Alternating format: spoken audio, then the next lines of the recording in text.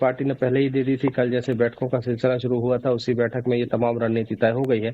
शुरुआत होगी प्रदेश भर के जिलों में विरोध प्रदर्शन से, ईडी के पुतला दहन से, और इसके बाद चरणबद्ध तरीके से आगे आंदोलन और बढ़ता हुआ दिखाई देगा। बिल्कुल बिल्कुल अंकुश, ठीक है, आप बने रहिए हमारे साथ में, आगे भी अपडेट आपसे लेते हैं एक और खबर पर। रायपुर से एक और बड़ी खबर है, जहां 2 मार्च को साय कैबिनेट की बैठक होगी, यानी कि कल ये बैठक होने जा रही है, जो कि दोपहर 3 बजे मंत्रालय में होगी। मुख्यमंत्री विष्णुदेव साय की अध्यक्षता में होनी है बैठक, और बजट पेश करने से एक दिन पहले ये कैबिनेट की बैठक हो रही है। 3 मार्च को राज्य का बजट पेश होना है। बजट के साथ अन्य विषयों पर साय कैबिनेट विचार विमर्श करेगा।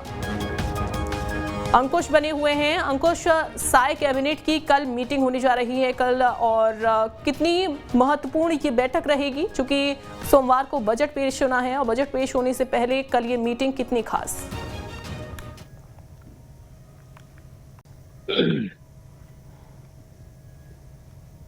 देखिए, छत्तीसगढ़ में बजट सत्र चल रहा है अंजलि, और बजट सत्र के दौरान 3 तारीख मुकर्रर की गई है जब छत्तीसगढ़ का दूसरा मुख्य बजट पेश होगा।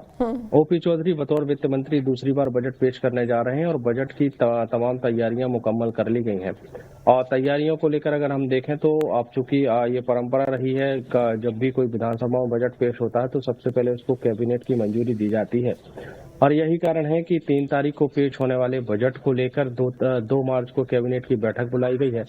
मुख्यमंत्री विष्णुदेव साय की अध्यक्षता में यह बैठक होनी है, और बैठक में तमाम कैबिनेट के साथी मौजूद रहेंगे। कैबिनेट में सबसे पहले बजट को मंजूरी दी जाएगी, और बजट को मंजूरी देने के साथ साथ आने वाले दिनों में जो सदन की कार्यवाही चलने वाली है, उस सदन की कार्यवाही के दौरान छत्तीसगढ़ सरकार कई विधेयक लाने की तैयारी में है। ऐसी चर्चाएं की जा रही हैं।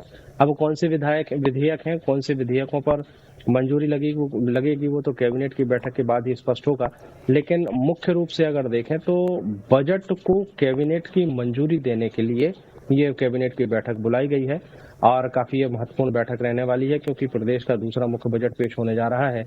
और दूसरे मुख्य बजट से प्रदेश भर की जनता को, चाहे वो युवा हो, महिलाएं हो, बुजुर्ग हो, किसान हो, गरीब हो, सभी की उम्मीदें लगी हुई हैं कि इस बार सरकार के पिटारे से, सरकार के खजाने से प्रदेश की जनता को क्या क्या मिलने वाला है।